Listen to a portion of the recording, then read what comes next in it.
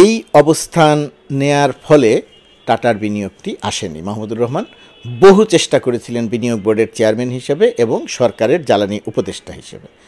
এখন আমাকে বলেন তো যে মাহমুদ ভাই বড় সাংবাদিক, সম্পাদক, 21 পদক পেয়েছেন, খুব ভালো কথা।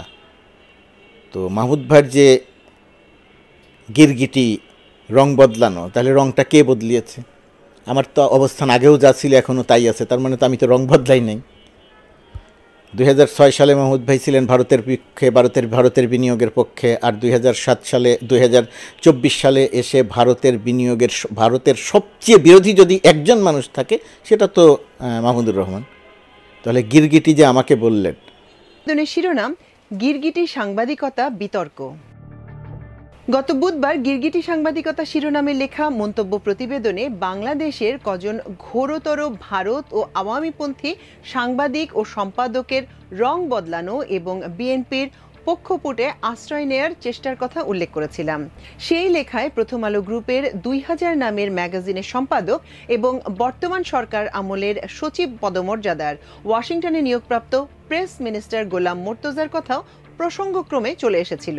আমার লেখার প্রতিবাদ করে গোলাম মোর্তজা তার ইউটিউব চ্যানেলে কদিন আগে একটি আমাদের পত্রিকার সম্পাদক মাহমুদুর রহমান, তাকে আমরা চিনি তিনি একজন তীব্র ভারত বিরোধী দেশপ্রেমিক সাংবাদিক। এই কারণে তাকে দেশ ছাড়তে বাধ্য করেছে হাসিনা। কিন্তু এই আমার দেশ পত্রিকার সম্পাদক মাহমুদুর রহমান নাকি ভারতের সাথে একটা গোপন চুক্তি করেছিল। কি সেই চুক্তি এতদিন পর ফাঁস করেছেন গোলাম মোর্তজা। তো গোলাম মোর্তজা এটা ফাঁস করার পর আবার এটার উপযুক্ত জবাবও দিয়েছেন আমাদের পত্রিকার সম্পাদক মাহমুদুর রহমান। তো আমরা প্রথমে দেখব যে মাহমুদুর রহমান সাহেব তার পত্রিকার মাধ্যমে তিনি কি জবাব দিয়েছেন, এরপর দেখব যে তিনি কি কি চুক্তি করেছিলেন সেটা নিয়ে গোলাম মোর্তজা কি কি গোপন তথ্য ফাঁস করেছেন। আলোচনা খুবই গুরুত্বপূর্ণ। আলোচনা আসলে বুঝতে পারেন মাহমুদুর রহমান সাহেবকে আসলে দেশপ্রেমিক নাকি মূলত নিজের স্বার্থে দেশপ্রেমিক। মাহমুদুর রহমানের মন্তব্য প্রতিবেদনে প্রতি বুধবার তিনি নিয়মিত এই প্রতিবেদন লিখেন। আজকের প্রতিবেদনের শিরোনাম গিরগিটি সাংবাদিকতা বিতর্ক। গত বুধবার গিরগিটি সাংবাদিকতা শিরোনামে লেখা মন্তব্য প্রতিবেদনে বাংলাদেশের কজন ঘোরতর ভারত ও আওয়ামীপন্থী সাংবাদিক ও সম্পাদকের রং বদলানো এবং বিএনপির পক্ষপুটে আশ্রয় নেয়ার চেষ্টার কথা উল্লেখ করেছিলাম। সেই লেখায় প্রথম আলো গ্রুপের 2000 নামের ম্যাগাজিনের সম্পাদক এবং বর্তমান সরকার আমলের সচিব পদমর্যাদার ওয়াশিংটনে নিয়োগপ্রাপ্ত প্রেস মিনিস্টার গোলাম মোর্তজার কথাও প্রসঙ্গক্রমে চলে এসেছিল। আমার লেখার প্রতিবাদ করে গোলাম মোর্তজা তার ইউটিউব চ্যানেলে কদিন আগে একটি কন্টেন্ট তৈরি করেছেন। আমি তার সরকারি দায়িত্বপ্রাপ্তিতে অভিনন্দন এবং ইউটিউব কন্টেন্টের জন্য ধন্যবাদ জানাই। কারণ একে তো আমি বাক ও মিডিয়া স্বাধীনতায় বিশ্বাসী মানুষ, তার উপর গোলাম মোর্তজা আমাকে আরও কিছু প্রাসঙ্গিক তথ্য পাঠকদের জানানোর সুযোগ করে দিয়েছেন।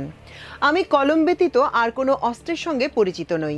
এই হাতিয়ার দিয়েই বিগত 18 বছর ধরে ভারতীয় হেজেমনির বিরুদ্ধে সাংস্কৃতিক লড়াই চালিয়ে যাচ্ছি।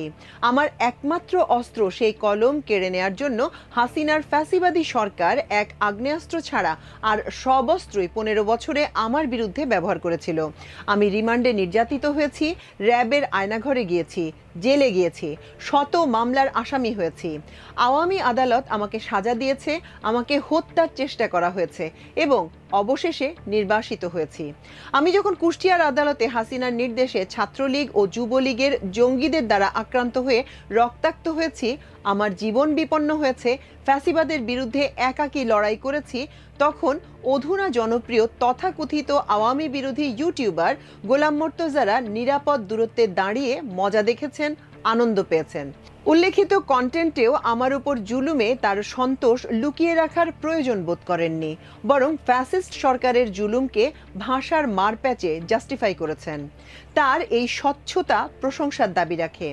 হাসিনার জামানায় আমার দেশ বন্ধ হয়েছে, শত শত সাংবাদিক বেকার হয়েছেন, আর এসব সুশীল সম্পাদকেরা হাততালি দিয়েছেন। জন্মাবধি ইসলাম বিদ্বেষ লালনকারী এই গোষ্ঠী বাংলাদেশের 90% মানুষের ধর্মবিশ্বাসের প্রতি সহানুভূতিশীল কিংবা ভারতের স্বার্থবিরোধী কোনো সাংবাদিক, লেখক ও সংবাদ মাধ্যমকে একেবারেই সহ্য করতে পারেন না। সংবাদ মাধ্যমে আমাদের মতো ব্যক্তিদের প্রবেশকে তারা সর্বশক্তি দিয়ে রুদ্ধ করতে চান। তবে কালের পরিক্রমায় যারা একসময় আমাদের অচ্ছুত করতে চেয়েছিলেন, জুলাই বিপ্লব পরবর্তী সময়ে তারাই আজ গণমানুষের কাছে অচ্ছুত হয়ে গেছেন। এখন তাদের রক্ষা করার জন্য সরকারি পাহারার প্রয়োজন হয়। যাই হোক, গোলাম মর্তজার কন্টেন্টে ফিরে আসি।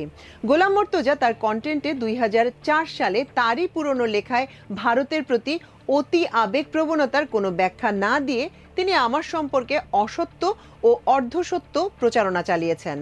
বাংলাদেশের অধিকাংশ মানুষ গোলাম মর্তজার মতো ভারতের প্রতি কোনো বিশেষ ধরনের আবেগ অনুভব তো করেই না, বরং স্বাধীনতার পর থেকেই বাংলাদেশের প্রতি দিল্লির চরম আধিপত্যবাদী আচরণকে অত্যন্ত সঙ্গত কারণে ঘৃণা করে। অর্ধশত বছরের বেশি সময় ধরে সঞ্চিত সেই ঘৃণার বহিঃপ্রকাশ আমরা 32 ধানমন্ডিকে মাটির সঙ্গে মিশিয়ে দেওয়ার মধ্যে দিয়ে দেখতে পেয়েছি। 32 শুধু ফ্যাসিবাদের আইকনই নয়, এই ভবনটি বাংলাদেশে ভারতীয় হেজিমনিরও প্রতীক রূপেও পূজিত হয়েছে। স্বাধীনতার পর থেকেই ওই বাড়িটিকে এদেশের জনগণ বাকশালীদের মন্দির হিসেবেই জানে। স্মরণে আছে 1975 সালের 3 নভেম্বর ভারতের এজেন্ট জেনারেল খালেদ মোশাররফের নেতৃত্বে প্রতি বিপ্লবী কুদেতার পর জেনারেল জিয়াকে গৃহবন্দী করা মাত্র বাংলাদেশের সব ভারতপন্থী বাম ও আওয়ামীরা দল বেঁধে 4 তারিখ সকালে ঢাকা বিশ্ববিদ্যালয় থেকে তাদের ধানমন্ডির তীর্থে ছুটে গিয়েছিলেন। গত 15 বছরে হাসিনা ওই ভবনকে সরকারি মন্দির বানিয়ে বাংলাদেশের জনগণকে সেখানে শেখ মুজিবকে পূজা করতে বাধ্য করেছেন। জনতার যুক্তিসঙ্গত ক্রোধে সেই অভিশপ্ত ভবন ধূলিসাৎ হলে এদেশের চিহ্নিত হিন্দুত্ববাদী ও দিল্লির ক্রীড়ানক বাম ও আওয়ামী সুশীলরা গেল রব তুলেছেন। অথচ এরাই ফ্যাসিবাদের 15 বছর কানে তুলো, চোখে ঠুলি ও মুখে ছিপি দিয়ে হাসিনার যত গুম খুন বিচার বহির্ভূত হত্যা ও লুটপাটে সায় দিয়েছে। তখন তাদের নীতিকথা স্মরণে আসেনি। আজ যারা তাদের ভাষায় মবের কাজ কারবারে আহত বোধ করছেন, তারাই শাহবাগে মব লিঞ্চিং এর পক্ষে 2013 সালে দল বেঁধে ফাঁসি চাই বলে স্লোগান দিয়েছিলেন। গোলাম মর্তজা আমার বিরুদ্ধে ইউটিউবে তার কন্টেন্ট সাজাতে গিয়ে মোটা দাগে 4টি বিষয়ে কথা বলেছেন। 1. টাটার বিনিয়োগ প্রস্তাব, 2. ফুলবাড়ি হিংসা, 3. শাহবাগী ব্লগার হত্যা এবং 4. 21 পদকের মনোনয়ন। একে একে তার বক্তব্যের জবাব দেওয়ার চেষ্টা করছি। টাটার বিনিয়োগ। 2004 সালের অক্টোবরের 12 তারিখে রতন টাটা আমার আমন্ত্রণে বাংলাদেশ সফরে এসেছিলেন। তার মাত্র 2 মাস আগে 21 আগস্ট আওয়ামী লীগের জনসভায় এক রহস্যজনক বোমা ও গ্রেনেড হামলায় অনেক মানুষ হতাহত হয়েছিলেন। সেই বোমা হামলার সুযোগ নিয়ে প্রথম আলো ডেইলি স্টার গ্রুপ সহ গোলাম মর্তজা তখন ওই গ্রুপেরই ম্যাগাজিন 2000-এর সম্পাদক। ভারতপন্থী তাবৎ মিডিয়া বাংলাদেশকে একটি জঙ্গি ও ব্যর্থ রাষ্ট্ররূপে প্রচারে নেমেছিল। তারা বোমা হামলার জন্য তদানীন্তন সরকার ও হাওয়া ভবন দায়ী বলে প্রচার করেছিল। সেই উদ্বেগজনক পরিস্থিতিতে আমি তৎকালীন প্রধানমন্ত্রী বেগম খালেদা জিয়া এবং অর্থমন্ত্রী মরহুম সাইফুর রহমানের সঙ্গে আলোচনা করে ঠিক করলাম, ওই সময় যদি রতন টাটার মতো একজন বিশ্বব্যাপী সম্মানিত ভারতীয় উদ্যোক্তাকে বাংলাদেশে আনা যায়, তাহলে প্রথম আলো ডেইলি স্টার ও ভারতীয় মিডিয়ার বাংলাদেশ বিরোধী প্রচারণাকে ব্যর্থ করে দেওয়া সম্ভব হবে। দর্শকরা নিশ্চয়ই অবহিত আছেন যে মোদির আদানি ও রতন টাটার মধ্যে আন্তর্জাতিক ইমেজে আসমান জমিন ফারাক রয়েছে।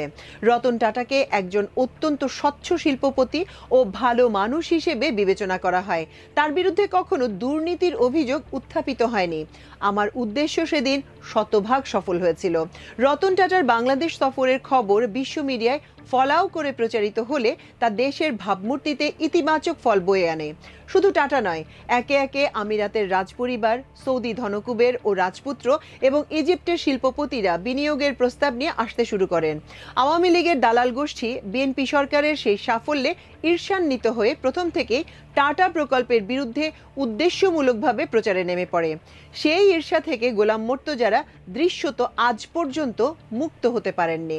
গোলাম মর্তজা অবশ্য চ্যানেল 1-এ আমার সাক্ষাৎকার প্রচার করে দারুণ উপকার করেছেন। এজন্য তার কাছে আমি সবিশেষ কৃতজ্ঞ। তিনি আমার সাক্ষাৎকারের যে অংশ আমার ভারতের প্রতি নমনীয়তা প্রমাণের জন্য উৎসাহের সঙ্গে প্রচার করেছেন, আমি ততোধিক উৎসাহে সেই অংশ নিচে উদ্ধৃত করছি। টাটা প্রস্তাবে 2 দিক ছিল। একটা অপশন এ এবং একটি অপশন বি ছিল। অপশন এর ক্ষেত্রে তারা প্রথমে 5 বছরের জন্য একটি সুবিধা চেয়েছে। সেই সুবিধা অনুযায়ী আজকে যদি আমি গ্যাসের মূল্য নির্ধারণ করি তাহলে ফার্টিলাইজারের ক্ষেত্রে $3.10 পড়বে অপশন এর ক্ষেত্রে, এবং তারা বলেছে একটি আপার লিমিট $4। অপশন বি এর কথা বলেছে 5 বছর পর থেকে অপশন বি কার্যকর হবে। অপশন বি অনুযায়ী যদি আমরা যাই এই মুহূর্তে গ্যাসের দাম হবে $3.70। আজকে যে সচিব কমিটি মূল্যায়ন করেছে তারা অপশন বির পক্ষে মত দিয়েছে। তারা বলেছে অপশন বি আমাদের দেশের জন্য ভালো। তার মানে আমরা দেখতে পাচ্ছি আজ পর্যন্ত যত বিদেশি বিনিয়োগ হয়েছে এর মধ্যে রাষ্ট্রের বেশি স্বার্থ রক্ষা করে এমন আর কোনো প্রস্তাব আজ পর্যন্ত নেওয়া হয়নি।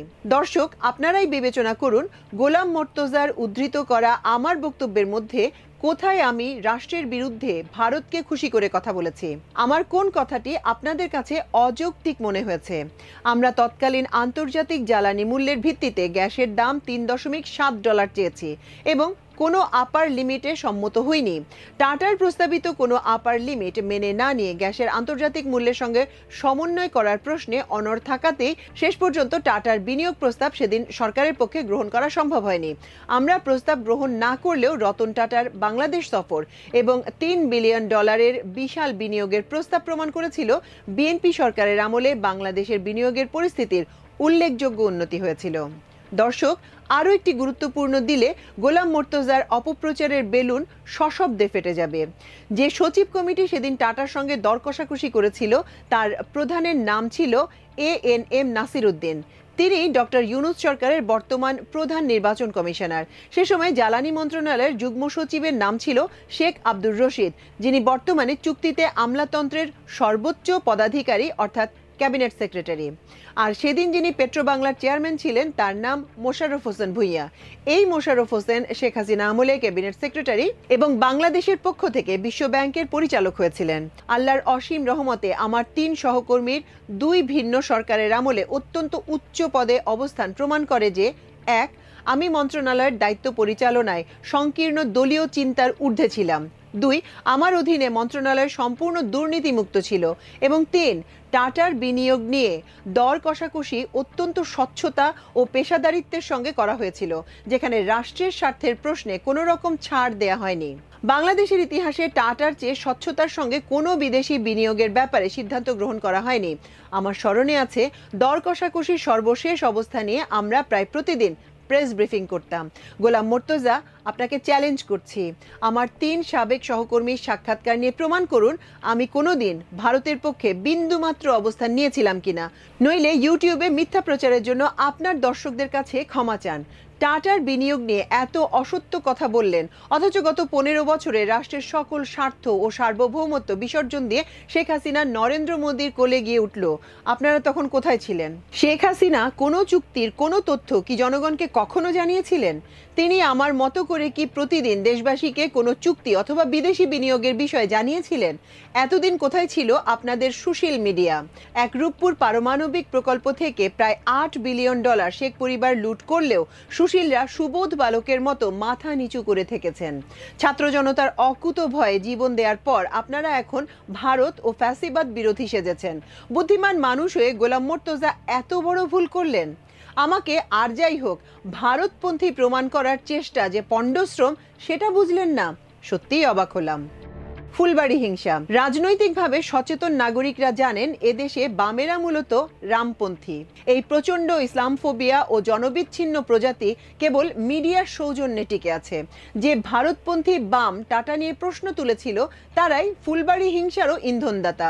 ফুলবাড়ির বিতর্ক সৃষ্টি হয়েছিল প্রস্তাবিত কয়লার খনির খনন পদ্ধতিকে কেন্দ্র করে। অস্ট্রেলিয়ান কোম্পানি ওপেন পিট পদ্ধতিতে খনি উন্নয়নের পক্ষে ছিল। ওপেন পিট পদ্ধতি নিয়ে পৃথিবীতে পক্ষ ও বিপক্ষে অনেক রকম মতামত রয়েছে। এ নিয়ে বিতর্ক সৃষ্টি হলে আমি বুয়েটের কেমিক্যাল ইঞ্জিনিয়ারিং ডিপার্টমেন্টের প্রফেসর ও আমার শিক্ষক ডক্টর নুরুল ইসলামকে প্রধান করে একটি টেকনিক্যাল কমিটি তৈরি করি। তার সরাসরি ছাত্র হওয়ার কারণে আমার জানা ছিল ডক্টর নুরুল ইসলাম ওপেন পিট পদ্ধতিকে খুবই অপছন্দ করেন। তা সত্ত্বেও ডক্টর নুরুল ইসলামের একাডেমিক সততার প্রতি আমার সম্পূর্ণ শ্রদ্ধা থাকায় এবং সরকারের সদিচ্ছা প্রমাণের জন্য আমার সেই শিক্ষককে এই গুরুদায়িত্ব দিয়েছিলাম। আমি এটাও জানতাম মেয়াদ প্রায় শেষ হয়ে আসায় এ বিষয়ে সিদ্ধান্ত নেওয়ার পর্যাপ্ত সময় বিএনপি সরকারের হাতে ছিল না। পরবর্তী সরকারের সিদ্ধান্ত নিতে সহায়তার জন্যই কেবল আমি ডক্টর নুরুল ইসলাম কমিটির রিপোর্টটি শেষ করে যেতে চেয়েছিলাম, কিন্তু বামেরা জেনে শুনে বাদ সাধল। তারা প্রথম আলো গ্রুপ ও অন্যান্য সমগোত্রীয় মিডিয়ায় অপপ্রচারের সহায়তায় ফুলবাড়ির জনগণকে উত্তেজিত করে আইন শৃঙ্খলা পরিস্থিতির অবনতি ঘটায়। এক পর্যায়ে বিডিআর গুলিবর্ষণ করলে তাতে ৩ বিক্ষোভকারী প্রাণ হারান। এই দুর্ভাগ্যজনক পরিস্থিতির জন্য প্রথম আলো সমর্থিত ষড়যন্ত্রকারীরাই প্রধানত দায়ী ছিল। ফুলবাড়ির পুরো ঘটনা নিয়ে আমি ২০০৮ সালে ফুলবাড়ির রাজনীতি নামে একটি ছোট বই লিখেছিলাম। বইমেলায় হয়তো বইটা পাওয়াও যেতে পারে, উৎসাহী পাঠক পড়ে দেখতে পারেন। শাহবাগী ব্লগার হত্যা।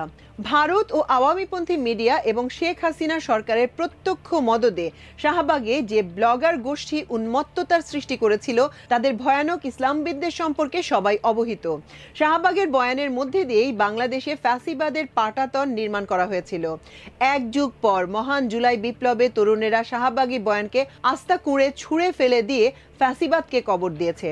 অপ্রাসঙ্গিকভাবে ব্লগার হত্যার প্রসঙ্গ কন্টেন্টে টেনে গোলাম মোর্তজা শাহবাগী ফ্যাসিবাদের প্রতি তার সমর্থন ও সহানুভূতি প্রকাশ করেছেন এবং তিনি ওই হত্যার জন্য অত্যন্ত অন্যায়ভাবে প্রকারান্তরে আমাকে দায়ী করতে চেয়েছেন। তিনি বলতে চেয়েছেন, আমি সেই সময় শাহবাগের পাল্টা বয়ান দিয়ে অত্যন্ত গর্হিত কাজ করে ফেলেছি। শেখ হাসিনা আমার বিরুদ্ধে শতাধিক মামলা দিলেও কখনো ব্লগার হত্যার জন্য দায়ী করেননি। গোলাম মোর্তজা প্রমাণ করলেন তিনি হাসিনার চেয়েও বড় শাহবাগী ও ইসলামোফোবিয়া এবং কোনো ম্যাজিকে ক্ষমতা হাতে পেলে তার চেয়ে অধিক বর্বর ফ্যাসিস্ট হবেন। ২০১৩ সালে স্রোতের বিপরীতে দাঁড়িয়ে একাকী আমার দেশ শাহবাগের বয়ানকে চ্যালেঞ্জ করেছিল বলে বাংলাদেশে হিন্দুত্ববাদী এজেন্ডা বাস্তবায়িত হতে পারেনি। তদানীন্তন ভারতের রাষ্ট্রপতি কট্টর মুসলিম বিদ্বেষী প্রণব মুখার্জি বাংলাদেশ সফরে এসে বলেছিলেন, শাহবাগের প্রতি তার এতই প্রেম যে তিনি রাষ্ট্রীয় প্রটোকলের বাধা না থাকলে সেখানে ছুটে যেতেন। ভারতীয় আগ্রাসন ও সাংস্কৃতিক ফ্যাসিবাদের মুখোশ উন্মোচন করে আমার দেশ এক ঐতিহাসিক দায়িত্ব পালন করেছিল। বাংলাদেশের সার্বভৌমত্ব রক্ষায় সেই লড়াইয়ে সঠিক ভূমিকার জন্য আমি আজও গর্ব অনুভব করি। গোলাম মোর্তজারা যতই বেদনা বোধ করুন না কেন, বাংলাদেশের মিডিয়ার ইতিহাস থেকে শাহবাগে ফ্যাসিবাদের পদধ্বনি শিরোনামকে আর মোছা যাবে না। দর্শক আরও লক্ষ্য করুন, শাহবাগী ব্লগারের জন্য গোলাম মোর্তজার ভীষণ মায়া থাকলেও শাপলা চত্বরের আলেমদের ম্যাসাকার নিয়ে তিনি মোটেই বিচলিত নন। শত শত আলেমের গণহত্যায় তিনি কিছুটা ব্যথিত হন। তাই তার কন্টেন্টে শাহবাগ থাকলেও শাপলা চত্বরের কোনো উল্লেখ নেই। গোলাম মোর্তজার মিডিয়া গ্রুপ অব্যাহতভাবে শাপলা ম্যাসাকারকে সমর্থন করে গেছে। তাদের কাছে মুসলমানের কোনো মানবাধিকার থাকতে পারে না। শাপলা চত্বর ম্যাসাকারের সঠিক প্রতিবেদন প্রকাশ করার অপরাধে মানবাধিকার সংগঠন অধিকারের আদিলুর রহমান খান এবং নাসির উদ্দিন এলানকে পুলিশ গ্রেপ্তার করে রিমান্ডে এবং পরে জেলে নিয়ে গেলে গোলাম মোর্তজাদের প্রথম আলো ডেইলি স্টার হাসিনার গণহত্যার পক্ষে অবস্থান নিয়েছিল। এক যুগ পর গোলাম মোর্তজা তার শাহবাগী চেহারা আবার জাতির সামনে উন্মোচিত করেছেন, সেজন্য তাকে ধন্যবাদ। তিনি সুযোগ পেলে হয়তো ব্লগার হত্যার জন্য মানবাধিকার কর্মী ও বর্তমান সরকারের উপদেষ্টা আদিলুর রহমান খানকেও দায়ী করে ফেলবেন। গোলাম মোর্তজার লেখালেখি সম্পর্কে আরও একটি তথ্য জানানো দরকার। তিনি আবার চাকরির নিশ্চয়তা ও ৬ ঘোড়া উপহারের বিনিময়ে বাংলাদেশের স্বাধীনতা দিল্লির পায়ে বিলিয়ে দেয়া সেনাপ্রধান মঈন ইউ আহমেদের ভক্তকুলের একজন। ১/১১ সময় ভারতের দালাল সেই দেশ বিদ্রোহী জেনারেলকে ধন্যবাদ জানিয়ে গোলাম মোর্তজা স্তুতিমূলক পোস্ট লিখতেন। যখন আমি ও ফরহাদ মজহার নয়া দিগন্ত পত্রিকায় প্রতি সপ্তাহে পালা করে সরকারের মুখোশ খুলে দিতাম। বাংলাদেশের জনগণকে উদ্দেশ্য করে বলছি, আপনারা দয়া করে এত তাড়াতাড়ি অতীত ভুলে যাবেন না এবং যাচাই বাছাই ছাড়া কাউকে অহেতুক হিরো বানাবেন না। ২১শে পদক। ২০২৫ সালের ২১শে পদকের জন্য বাংলাদেশ সরকার সম্প্রতি ১৪ জনকে মনোনয়ন দিয়েছেন। তাদের মধ্যে আমার মতো এক অকিঞ্চিতকর ও বয়োবৃদ্ধ ব্যক্তির নামও আছে। গোলাম মোর্তজা সরকারের এই সিদ্ধান্তে খুবই মর্মাহত হয়েছেন। তিনি তো সরকারের এমন এক প্রভাবশালী ব্যক্তি যিনি নাকি ওয়াশিংটনে প্রাইজ পোস্টিং পেয়েছেন। কিন্তু তিনি একজন বিশিষ্ট বুদ্ধিজীবী সম্পাদক, জনপ্রিয় ইউটিউবার।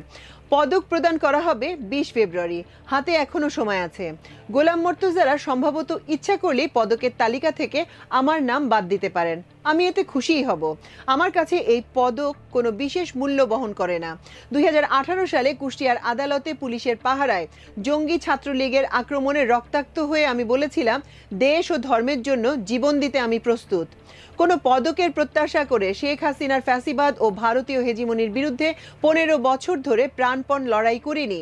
বিপ্লবোত্তর দেশে আমি যখন বিভিন্ন ইসলামী শিক্ষা প্রতিষ্ঠান ও বিশ্ববিদ্যালয়গুলোয় যাই, আর দেশপ্রেমিক ও বিপ্লবী তরুণরা আমার কথা উৎসাহ নিয়ে মন দিয়ে শোনে, সেটাই আমার কাছে সর্বোত্তম পুরস্কার। 2001 থেকে 2006 সাল পর্যন্ত 5 বছরে সরকারি দায়িত্ব পালনকালে ভারত প্রসঙ্গে আরও একটি বিষয় জনগণকে জানানোর প্রয়োজন। সেই সময় থেকে ট্রানজিট দেওয়ার জন্য বিশ্ব ব্যাংক ও এডিবিকে ব্যবহার করে দেশটি বাংলাদেশ সরকারের উপর চাপ দিতে শুরু করেছিল। বিনিয়োগ বোর্ডের নির্বাহী চেয়ারম্যান হিসেবে 2 আন্তর্জাতিক লগ্নিকারী সংস্থার 2 তদানীন্তন প্রধান ক্রিস্টিনা ওয়ালিজ ও হুয়া দুর সঙ্গে আমাকে ট্রানজিট নিয়ে অবিরত বিতর্ক করে যেতে হয়েছে। আমি সর্বদা ট্রানজিটের বিপক্ষে অনড় অবস্থান নিয়েছি। কোনো চাপের কাছেই আমি নত হইনি। গোলাম মুর্তজার ঘরানার সম্পাদকরা তখন রেহমান সোবহান ও দেবপ্রিয়র সিপিডিকে নিয়ে ভারতকে ট্রানজিট দেওয়ার পক্ষে বিদেশি টাকায় সেমিনার করে বেড়াতেন। বাংলাদেশের সার্বভৌমত্ব বিরোধী এই গোষ্ঠীর পাপের ভাঁড়ার অনেক আগেই পূর্ণ হয়েছে। শেখ হাসিনা আমাকে প্রায় 5 বছর জেলে রেখেছিলেন। আওয়ামী আদালত একাধিক মামলায় আমাকে সাজা দিয়েছে। ফ্যাসিস্ট সরকার 124টি মামলা দিয়েছে, যার মধ্যে অনেকগুলো এখনো চলমান। আমি ডক্টর ইউনূস সরকারকে কোনো মামলাই প্রত্যাহার করতে বলিনি, বরং 6 বছরের নির্বাসন থেকে ফিরেই জেলে গিয়েছি। আমাকে র্যাবের আয়নাঘরে নিয়েছে, ক্যান্টনমেন্ট থানায় পুলিশ হেফাজতে ও কুষ্টিয়া আদালতে হত্যার চেষ্টা করেছে। আমার বৃদ্ধা মা ও স্ত্রীর বিরুদ্ধে মামলা দিয়েছে। আমার দেশ পত্রিকা বন্ধ করে 5 শতাধিক সাংবাদিক ও কর্মচারীর জীবিকা কেড়ে নিয়েছিল। প্রচণ্ড জিঘাংসায় আমার দেশ অফিসে আগুন দিয়েছে, প্রেসের সব মেশিনপত্র লুট করে নিয়ে গেছে। অথচ এমন ভয়াবহ এক সাইকো ফ্যাসিস্ট গোলাম মুর্তজাদের কেশাগ্র স্পর্শ করেননি। তারা ফ্যাসিবাদের অন্তিম 2-3 বছরে ইউটিউবে সরব হয়ে জনপ্রিয় হয়ে উঠতে থাকলেও চরম মেগালোমেনিয়াক হাসিনা তাদের উপেক্ষা করেছেন। এর রহস্য আমার অজানা। তবে আমি খুশি হয়েছি গোলাম মুর্তজাদের পরিণতি আমার মতো না হওয়ায়। বাংলাদেশের মিডিয়া 2 বিপরীতধর্মী বয়ান দ্বারা অত্যন্ত স্পষ্টভাবে বিভাজিত। গোলাম মুর্তজা ও তার হাউজের সাথীরা শাহবাগী ও বাকশালী বয়ানের প্রতিনিধিত্ব করেন। এই বয়ানের মধ্যে দিয়ে 1975 সালে মুজিবের স্বৈরাচার এবং 2013 সালে হাসিনার ফ্যাসিবাদের উত্থান হয়েছিল। এর বিপরীতে আমি বাঙালি মুসলমানের গৌরবোজ্জ্বল ইতিহাস, ঐতিহ্য ও সংস্কৃতি দ্বারা নির্মিত বয়ানের প্রতিনিধিত্ব করি। আমাদের এই সাংস্কৃতিক লড়াইয়ের পরিণতির ওপর বাংলাদেশের স্বাধীনতা ও নাগরিকের অধিকার বহুলাংশে নির্ভরশীল। অতএব আপনারা সতর্ক হন। সাংস্কৃতিক লড়াইয়ে পরাজিত হলে রাষ্ট্রের স্বাধীনতা রক্ষা করাই কঠিন হয়ে উঠবে। ইনশাল্লাহ আমার দেশ তার লড়াই অব্যাহত রাখবে। গোলাম মুর্তজা তার ইউটিউব কন্টেন্টে এতগুলি প্রাসঙ্গিক ও অপ্রাসঙ্গিক বিষয়ের অবতারণা করেছেন যে তার উত্তর দিতে গিয়ে আজকের মন্তব্য প্রতিবেদন দীর্ঘ হয়ে যাওয়ায় দর্শকদের কাছে ক্ষমা চাচ্ছি। প্রিয় দর্শক, প্রতি বুধবার আমার দেশ সম্পাদক মাহমুদুর রহমানের মন্তব্য প্রতিবেদন আজ এ পর্যন্তই। আগামী বুধবার ইনশাল্লাহ আপনাদের সামনে আরেকটি মন্তব্য প্রতিবেদন নিয়ে হাজির হব। সেই পর্যন্ত আল্লাহ আপনাদের সবাইকে ভালো রাখুন, সুস্থ রাখুন এবং দেখুন। আমার দেশ পত্রিকার সম্পাদক মাহমুদুর রহমান সম্প্রতি 21 পদক পেয়েছেন সাংবাদিকতা এবং মানবাধিকারে। একজন সাংবাদিক হিসেবে আরেকজন সাংবাদিক রাষ্ট্রের অন্যতম সর্বোচ্চ পদক 21 পদক পেয়েছেন। এতে স্বাভাবিকভাবেই আমার খুশি হওয়ারই কথা এবং আমি খুশিও হয়েছি, অখুশি নই। এই 21 পদকপ্রাপ্ত সাংবাদিক মাহমুদুর রহমান সম্প্রতি একটা লেখা লিখেছেন তিনি তার পত্রিকা আমার দেশ পত্রিকায়। সেই লেখাটির শিরোনাম গিরগিটি সাংবাদিক।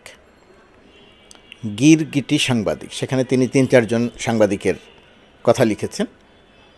মাহমুদুর রহমানের মতো এত বড় সাংবাদিক সম্পাদক তিনি আমার মতো অতি ক্ষুদ্র একজন সংবাদকর্মীকে নিয়ে লিখেছেন, প্রসঙ্গ এনেছেন, সেটাতে তো আমার খুশি হওয়ার কথা।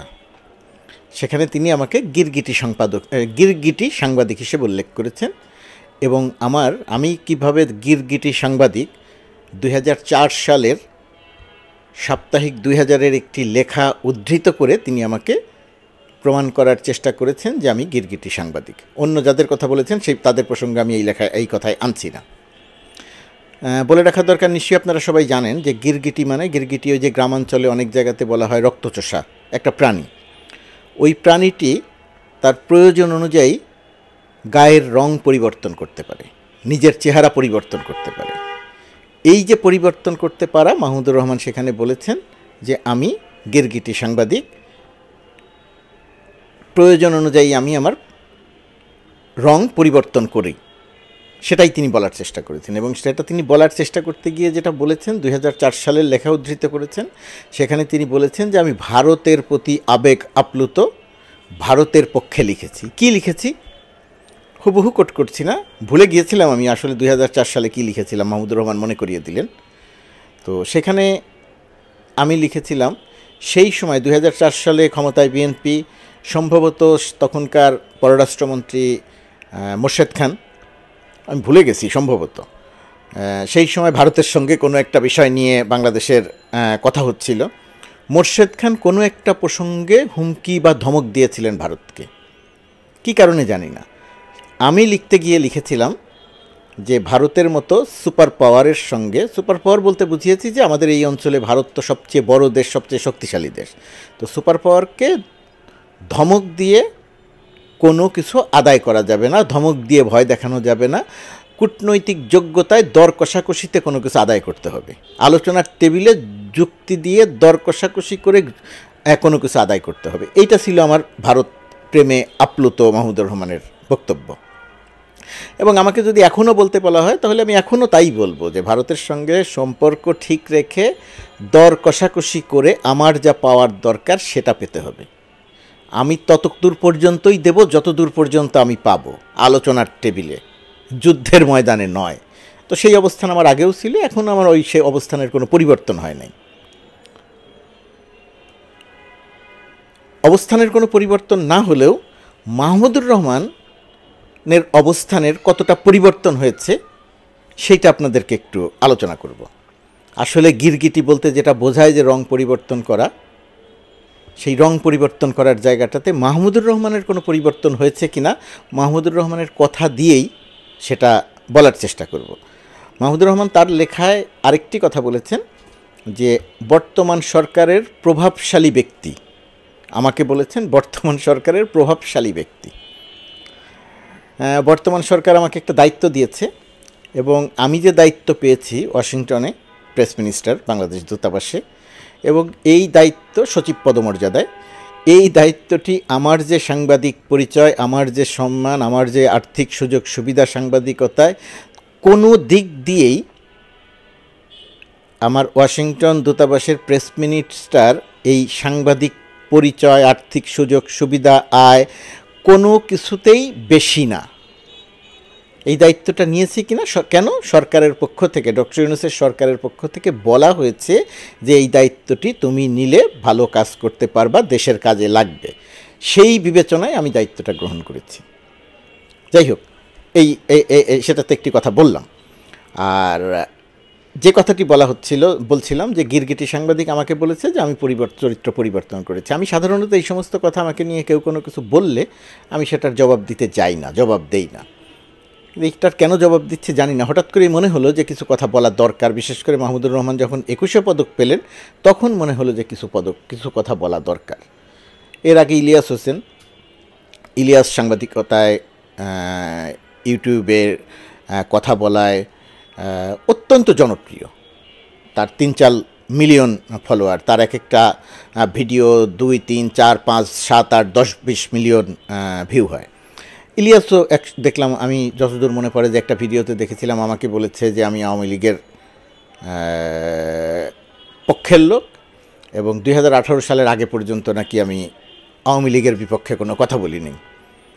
এখন মানুষের জানার সীমাবদ্ধতা হতে পারে, ইলিয়াসেরও জানার সীমাবদ্ধতা হতে পারে, ইলিয়াসকেও আমি অপছন্দ করি না, তো ইলিয়াস জানার একটু সীমাবদ্ধতা আছে। আমার সাংবাদিকতার জীবনের শুরু থেকে এখন পর্যন্ত আমি আসলে সত্যের পক্ষে লিখে এসেছি, আওয়ামী লীগের পক্ষে প্রায় কোনো কিছু লিখি নাই। নির্বাচন 2014, 2018, 2024, আমি জানি না কয়জন এর এতটা লিখেছে, আমি যতটুকু লিখেছি। 2006-07 সালের তত্ত্বাবধায়ক সরকারের সময় হাতে গোনা 2-3 জন সাংবাদিক রাজনীতিবিদদের পক্ষে কথা বলেছিলেন, আমি তাদের একজন। যাই হোক, এটা নিয়ে আমি কথা বলি না। আমি একটু মাহমুদুর রহমান প্রসঙ্গে ফিরে আসি যে মাহমুদুর রহমানের এখনকার পরিচিতি কী। মাহমুদুর রহমানের এখনকার পরিচিতি হচ্ছে তিনি তীব্র ভারত বিরোধী। ভারতের সঙ্গে সম্পর্ক ছাড়া, ভারতের সহায়তা ছাড়া, ভারতকে গুরুত্ব না দিয়ে বাংলাদেশকে চলতে হবে, এই অঞ্চলের অন্য সব দেশ যদি পারে তাহলে বাংলাদেশ কেন পারবে না, এটা মাহমুদুর রহমানের খুব কট্টর অবস্থান, একদম প্রকাশ্যে তিনি প্রায় প্রতিদিনই এর বিষয়ে কথা বলেন।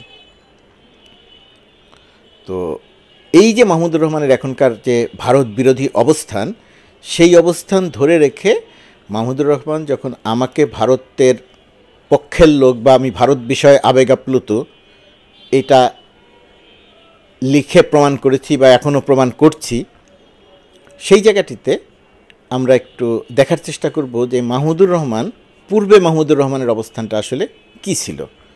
এই ভিডিও চিত্রটির সামান্য একটু অংশ আপনাদেরকে একটু দেখাই। টাটার প্রস্তাবে দুটো দিক ছিল, একটা অপশন এ ছিল, একটা অপশন বি ছিল।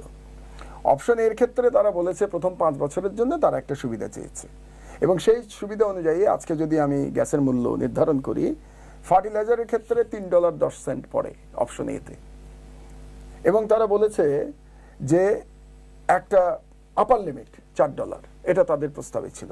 আর অপশন বি এর কথা তারা বলেছে যে 5 বছর পর থেকে অপশন বি কার্যকর হবে, এবং অপশন বি অনুযায়ী যদি আমরা যাই তাহলে এই মুহূর্তে গ্যাসের দাম হবে $3.70। এখন আজকে যে মূল্যায়ন কমিটি, যেটা সচিব কমিটি যে মূল্যায়ন করেছে, তারা অপশন বি এর পক্ষে মত দিয়েছে। তারা বলেছে অপশন বিটা আমাদের দেশের জন্য ভালো। তার মানে আমরা দেখতে পাচ্ছি যে আজ পর্যন্ত যত বিদেশি বিনিয়োগ হয়েছে, এর থেকে রাষ্ট্রের স্বার্থ রক্ষা করে আর কোনো প্রস্তাব আজ পর্যন্ত নেওয়া হয়নি। এটা 2006 সালের একটা ভিডিও বলতে এটা একটা আলোচনা অনুষ্ঠান, অত্যন্ত মানসম্পন্ন অনুষ্ঠান, চ্যানেল ওয়ানের কথা আমি জানি না, এই প্রজন্মের অনেকে হয়তো ভুলেই গেছেন। গিয়াসউদ্দিন আল মামুনের চ্যানেল ছিল চ্যানেল ওয়ান। এই অনুষ্ঠানটি খুবই মানসম্পন্ন আলোচনা হয়েছে। এখানে আলোচনা করেছেন মাহমুদুর রহমান। তখন যে আলোচনাটি দেখলেন, মাহমুদুর রহমান তখনকার বিএনপি সরকারের জ্বালানি উপদেষ্টা ও বিনিয়োগ বোর্ডের চেয়ারম্যান। মাহমুদুর রহমানের পাশে যাকে দেখলেন আপনারা চিনেছেন, আবুল বারাকাত, প্রখ্যাত অর্থনীতিবিদ, আওয়ামী লীগের অর্থনীতিবিদ হিসেবে পরিচিত। আরেক পাশে আছেন অধ্যাপক আনু মোহাম্মদ, তেল গ্যাস বিদ্যুৎ বন্দর রক্ষা কমিটির, খনিজ সম্পদ ও বিদ্যুৎ বন্দর রক্ষা কমিটির সদস্য সচিব, ওই সময় সম্ভবত তাই ছিলেন। তার পাশে ছিলেন মীর নাসির, ব্যবসায়ী, ওই সময় সম্ভবত তিনি বিসিসিআইয়ের সভাপতি ছিলেন। অনেক আগের কথা তো, একটু ভুলে গেছি, অনুমান থেকে বললাম। তার আগে পরে তিনি বিসিসিআইয়ের সভাপতি ছিলেন। এই আলোচনায় মাহমুদুর রহমান একমাত্র ব্যক্তি, তিনি ভারতীয় টাটার বিনিয়োগের পক্ষে অবস্থান নিয়েছেন। আবুল বারাকাত এর বিপক্ষে কথা বলেছেন। আনু মোহাম্মদ অত্যন্ত যুক্তি দিয়ে প্রতিটি পয়েন্ট ধরে ধরে টাটার বিনিয়োগটি কেন বাংলাদেশের জন্য উপকার নয় সেই কথা বলেছেন। মীর নাসিরেরও, ব্যবসায়ী, তার অধিকাংশ কথা টাটার বিনিয়োগের বিরুদ্ধে। একমাত্র মাহমুদুর রহমান ভারতীয় টাটার বিজ্ঞাপনের পক্ষে, টাটার বিনিয়োগের পক্ষে। এবং মাহমুদুর রহমান বলছেন বাংলাদেশে এরকম বিনিয়োগের বিষয়, এইরকম বিনিয়োগের প্রস্তাব নিয়ে বাংলাদেশে আর কখনোই কেউ আসেনি। এখন আসেন দেখি যে টাটার প্রস্তাবে কি ছিল। বিস্তারিত আলোচনা করব না, একটু আলোচনা করি। টাটার বিনিয়োগের প্রস্তাব ছিল $3.1 বিলিয়ন সম্ভবত, হ্যাঁ $3 বিলিয়ন বা $3.1 বিলিয়ন তারা বিনিয়োগ করবে। তারা বিনিয়োগ করবে সার কারখানায়, তারা বিনিয়োগ করবে ইস্পাত কারখানায়, এখানে নির্মাণ করবে উত্তরাঞ্চলে। ভয়ঙ্কর ব্যাপার ছিল এই বিনিয়োগ প্রস্তাবের, অনেক বিষয় ছিল। টাটার যে সময় বাংলাদেশে আছে তার বিরুদ্ধে একটা আন্দোলন হয়েছিল। সেই বিরুদ্ধে আন্দোলনের আমি নিজেও একজন। টাটার সঙ্গে আমারও কথা হয়েছিল। এখানে তারা বিভিন্ন গ্রুপে বাংলাদেশে আলোচনা করেছিল। সরকার মানে মাহমুদুর রহমান ছিলেন তখন টাটার বিনিয়োগের পক্ষে, ভারতের বিনিয়োগের পক্ষে। আমরা ছিলাম টাটার বিনিয়োগের বিপক্ষে ছিলাম। ওইটা টাটা ভারতের এই কারণে নয়, বিনিয়োগের বিপক্ষে ছিলাম টাটার বিনিয়োগটি বাংলাদেশের স্বার্থ পরিপন্থী। কীভাবে স্বার্থ পরিপন্থী? কারণ টাটা সার কারখানা করতে চেয়েছিল এবং টাটা ইস্পাত কারখানা করতে চেয়েছিল। এই সার কারখানা করার জন্যে টাটাকে নিশ্চয়তা দিতে হতো বাংলাদেশ সরকারের 20 বছর পর্যন্ত নিরবিচ্ছিন্নভাবে গ্যাস সরবরাহ করবে। মানে 2006, 7 সাল 8 সালে যদি শুরু হতো তাহলে 20 বছর পর্যন্ত। এখন গ্যাসের কী অবস্থা এটা একটু বিবেচনায় রাখেন। 20 বছর পর্যন্ত টাটাকে নিরবিচ্ছিন্নভাবে গ্যাস সরবরাহ করতে হতো। আর ইস্পাত কারখানার জন্যে 25 বছর নিরবিচ্ছিন্নভাবে গ্যাস সরবরাহ করতে হতো। এটা বাংলাদেশের গ্যারান্টি দিতে হতো সেই প্রস্তাব যদি বাংলাদেশ গ্রহণ করত। এখন গ্যাসের দাম কত? গত 10 বছর ধরে গ্যাসের দাম কত? এই টাটার কাছ থেকে আমরা কি অর্থ পেতাম? গ্যাসের দাম কত পেতাম? পার ইউনিট গ্যাসের দাম ধরা হয়েছিল সেই সময় $1.5 থেকে সর্বোচ্চ $1.5 থেকে সর্বোচ্চ $4।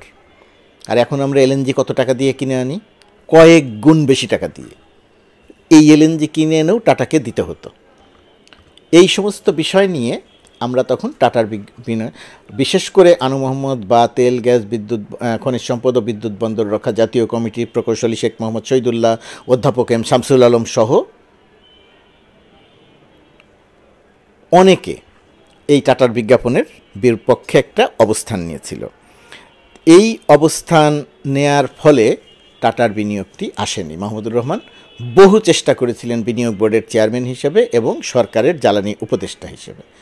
এখন আমাকে বলেন তো যে মাহমুদ ভাই বড় সাংবাদিক, সম্পাদক, 21 পদক পেয়েছেন, খুব ভালো কথা। তো মাহমুদ ভাইয়ের যে গিরগিটি রং বদলানো, তাহলে রংটা কে বদলিয়েছে? আমার তো অবস্থান আগেও যা ছিল এখনও তাই আছে, তার মানে তো আমি তো রং বদলাই নাই। 2006 সালে মাহমুদ ভাই ছিলেন ভারতের পক্ষে, ভারতের বিনিয়োগের পক্ষে। আর 2024 সালে এসে ভারতের সবচেয়ে বিরোধী যদি একজন মানুষ থাকে সেটা তো মাহমুদুর রহমান। তাহলে গিরগিটি যে আমাকে বললেন, আমি বলছি না যে মাহমুদ ভাই গিরগিটি, আমি কাউকে এরকম কথা বলতে চাই না, কিন্তু রংটা বদলালো কে? এই প্রশ্নটা থাকলো আপনারা যারা দেখছেন। 21 পদকের জায়গাতে এবার আসি। এশিয়া এনার্জি নামে একটা প্রতিষ্ঠান বাংলাদেশে এসেছিল, এখনও তার রয়ে গেছে, নাম পরিবর্তন করেছে। এশিয়া এনার্জির সঙ্গে একটা সমঝোতা ছিল বাংলাদেশের যে ফুলবাড়ি কয়লা খনি থেকে তারা কয়লা উত্তোলন করবে উন্মুক্ত পদ্ধতিতে। এটা একটা ডিজাস্টার হবে। সবচেয়ে বড় যেটা ছিল যে কয়লা খনি বাংলাদেশের, সেই কয়লা খনি থেকে এশিয়া এনার্জি কয়লা উত্তোলন করবে, তার 94% পাবে এশিয়া এনার্জি, 6% পাবে বাংলাদেশ। খেয়াল করে দেখবেন, আমি বিস্তারিত বলছি না, এটা অত্যন্ত জটিল হিসাব, আমরা বহুদিন কাজ করেছি এটা নিয়ে। 94% পাবে এশিয়া এনার্জি, 6% পাবে বাংলাদেশ। এই যে হিসাব নিকাশ, এর বিপক্ষে একটা তীব্র আন্দোলন হয়েছিল। এই তীব্র আন্দোলনের এশিয়া এনার্জি বিরোধী, এশিয়া এনার্জির এই বাংলাদেশের স্বার্থ পরিপন্থী চুক্তিতে কয়লা উত্তোলনের এই জায়গাটি নিয়ে বাংলাদেশে তীব্র আন্দোলন হয়েছিল। আনু মোহাম্মদ, প্রকৌশলী শেখ মোহাম্মদ শহীদুল্লাহ, সিপিবি সব সংগঠনের সম্মিলিত প্রতিরোধে ফুলবাড়িতে একটা প্রতিরোধ গড়ে তোলা হয়েছিল এশিয়া এনার্জির বিরুদ্ধে। সেই প্রতিরোধে বিজিবি, সেই সময়ের বিডিআর গুলি চালিয়ে 3-4 জন মানুষ হত্যা করেছিল, আন্দোলনকারীকে হত্যা করেছিল। এই হত্যার পরে এশিয়া এনার্জি যে বক্তব্য দিয়েছিল এবং সেই সময়ের জ্বালানি উপদেষ্টা এবং মাহমুদুর রহমান যে বক্তব্য দিয়েছিল, এশিয়া এনার্জির বক্তব্য আর মাহমুদুর রহমানের বক্তব্য ছিল একরকম। অর্থাৎ বিডিআর যে গুলি করে হত্যা করলো মানুষ, এটা আন্দোলনকারীদেরই দোষ। এখন প্রশ্ন হচ্ছে যে মাহমুদুর রহমান এখন 21 পদক পেলেন সাংবাদিকতা ও মানবাধিকারে। দেশের স্বার্থ সংশ্লিষ্ট বিষয়ে যারা আন্দোলন করলেন তাদেরকে গুলি করে হত্যা করা হলো। মাহমুদুর রহমান তখন জ্বালানি উপদেষ্টা এবং বিনিয়োগ বোর্ডের চেয়ারম্যান, এবং তিনি যারা আন্দোলন করলো, যাদেরকে হত্যা করা হলো, তাদেরকেই দায়ী করলেন। আমি জানি না যে এটা সাংবাদিক, তখন তিনি সাংবাদিক নন, তখন তিনি তার আগ পর্যন্ত তিনি ছিলেন কর্পোরেট জগতের লোক, শাহিনপুকুরের এমডি বা চেয়ারম্যান, এমডি সম্ভবত।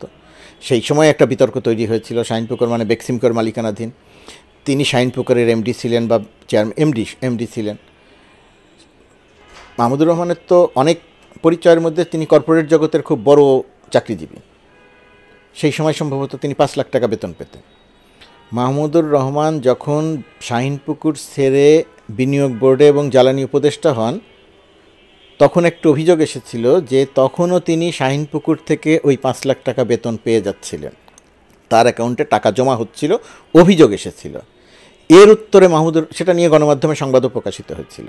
মাহমুদুর রহমান উত্তর দিয়েছিলেন যে তিনি ওই টাকাটা শাহিনপুকুর থেকে বা বেক্সিমকো থেকে তার অ্যাকাউন্টে যে টাকা আসছে সেইটা বেতনের টাকা নয়, সেটি হচ্ছে শাহিনপুকুরকে বেক্সিমকোকে তিনি লোন দিয়েছিলেন, সেই লোনের টাকা বেক্সিমকো পরিশোধ করছে প্রতি মাসে মাসে কিস্তিতে। একটা অভিযোগ ছিল, এটা আমি এর বেশি কিছু এটা নিয়ে বলতে চাই না। এখন মাহমুদুর রহমান 21-এ পদক পেয়েছেন।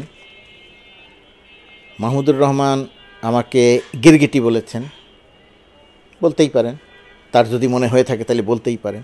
তো আমি আপনারা যারা এই ভিডিওটি দেখছেন তাদের কাছে অনুরোধ করব একটু মিলিয়ে দেখবেন যে কে আসলে গিরগিটি, আমি গিরগিটি কিনা, মাহমুদুর রহমানকে কি বলা যায় সেটা একটু মিলিয়ে দেখবেন। তিনি অনেক বড় সাংবাদিক, সাহসী সাংবাদিক। এখন প্রশ্নটা হয় যে মাহমুদুর রহমান সাহসী অনেক কাজ করেছেন সাংবাদিকতা করতে এসে, কর্পোরেট জগৎ থেকে তিনি সাংবাদিকতা করতে এসেছেন। সাহসী কাজ করেছেন বলতে যতদূর মনে পড়ছে, জয় বা পেট্রো বাংলা গ্যাস এই কেন্দ্রিক তিনি একটা রিপোর্ট প্রকাশ করেছিলেন, তার জন্যে তার বিপদ হয়েছিল। আরও অনেকগুলো রিপোর্ট প্রকাশ করেছিলেন, সেই কারণে তার ভয়াবহ রকমের নির্যাতন গেছে তার উপর দিয়ে। হাসিনা সরকার নির্যাতন করেছে, পিটিয়েছে, জেলে নিয়েছে, কিন্তু মাহমুদুর রহমান তার অবস্থান পরিবর্তন করেননি। ব্লগার হত্যা যখন হয়েছে তখন ব্লগারদের তালিকা,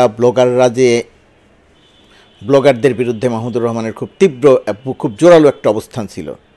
বলা হয় সেই অবস্থানের একটা প্রতিফলন ব্লগার হত্যায় পড়েছিল, যারা ব্লগারদের হত্যা করেছিল। এখন সাহস দেখানোর জন্য যদি 21 পদক বা মানবাধিকার পদক পাওয়া হয় তাহলে নিশ্চয়ই তিনি পেতে পারেন। আর সাংবাদিকতার কারণে যদি তিনি পেয়ে থাকেন, মানবাধিকার, এশিয়া এনার্জির পক্ষ নেয়া, বিডিআর গুলি করে হত্যা করা, তার পক্ষে অবস্থান নেয়া, রক্ত ঝরানো, সেইটাকে আবার জাস্টিফাই করা বা এশিয়া এনার্জির পক্ষ অবলম্বন করা, এই সমস্ত বিষয় কি আসলে মানবাধিকারের ক্ষেত্রে পুরস্কার পাওয়ার জন্যে বিবেচিত হওয়ার কথা?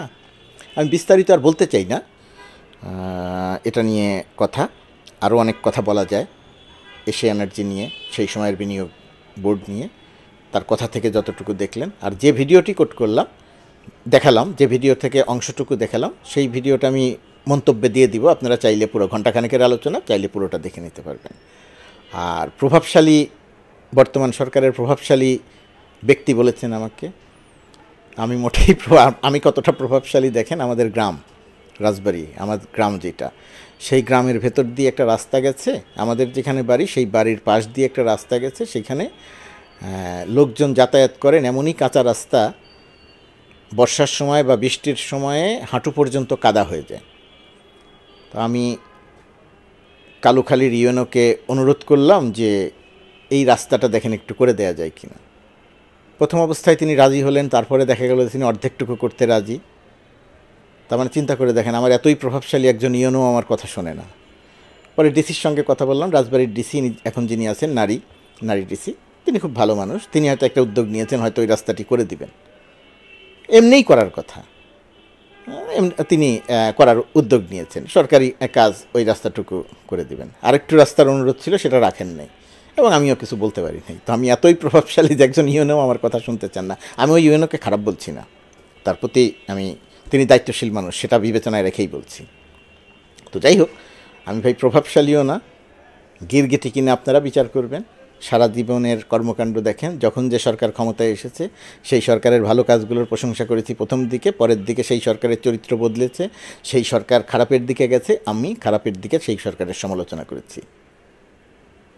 96-97 সাল থেকে শুরু করে 2024 সব সময় একরকমের রেকর্ড পাবেন। বর্তমান সরকারের সময় ডক্টর ইউনূসের যখন শত শত মামলা চলছিল, কেউ যখন ডক্টর ইউনূসের কাছে ভয়ে যেত না, তখনও আমি যেতাম, কারণ আমি ডক্টর ইউনূসকে পছন্দ করি।